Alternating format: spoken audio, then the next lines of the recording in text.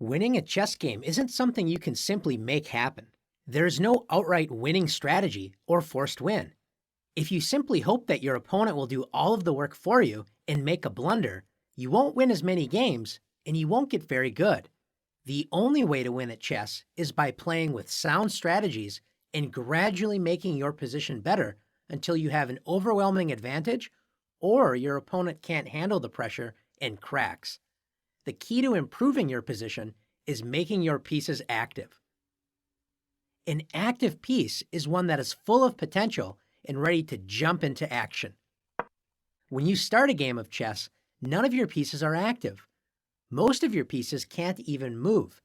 Your job is to get your pieces into the game and put them on active squares where they can attack, defend, and improve your control of the board. Let's take a look at a few positions and compare who has more active pieces. Let's start by looking at some opening moves and see which side does a better job activating their pieces. White begins the game with e4, controlling the center and already opening up lines for the light-squared bishop and queen. Black plays h6. This pawn controls g5, but does nothing to help with development. White plays knight f3. The knight activates toward the center, controlling the d4 and e5 central squares. Black plays knight a6, developing a piece, but unlike White's last knight move to f3, Black's knight on a6 does not control the center and only controls 4 squares, b4, c5, c7, and b8. Let's compare that to the knight on f3. 1, 2, 3, 4, 5, 6, 7, 8. 8 total squares, or twice as many as the knight on a6 controls. That's why it's important to develop toward the center. White follows this advice with bishop to c4, controlling the center and placing pressure on Black's weakest point, the f7 square. Notice White is ready to castle on the very next turn. Black plays h5, moving the h-pawn for a second time, which does not control any central squares and wastes time that could have been used to develop a piece. White castles the king to safety and brings the rook toward the center. Black places a second knight to the edge of the board, reducing its square control again to only 4 squares, just like the knight on a6. White activates the rook with rook e1.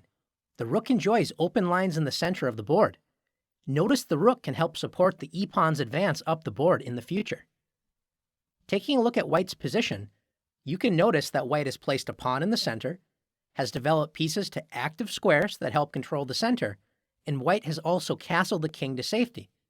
Black, on the other hand, does not control any of the key central squares, has 2 knights on the edge of the board, and Black has not moved any pawns that would allow the bishops and queen to enter the game. White's position is far more active. Let's take a look at another position. Take a moment and compare White and Black's pieces. Which side has more active pieces, White or Black? Let's first look at White's pieces. Notice that White has 3 pieces in Black's territory, the bishop on f6, the knight on d6, and the rook on c7. All of these pieces are very active. The bishop on f6 controls a lot of key squares right in front of Black's king, and notice the bishop controls the entire a1 to h8 diagonal. This bishop also controls h4 to d8, controlling a lot of dark squares right in Black's territory. The knight on d6 is excellently placed. It's putting pressure on f7, b7, and the bishop on c8. Notice White's rook on c7 is doing the same thing, pressurizing all 3 of these targets as well. The only piece that's not in Black's territory is the rook on d1, and it enjoys a lot of open squares and also protects the knight on d6. Let's compare that with Black's pieces. Black has no pieces in White's territory, and notice Black has 3 pieces still on the 8th rank. The rook on a8, the bishop on c8, and the rook on f8. The only piece not on the back rank is the knight on h6, stuck in the corner.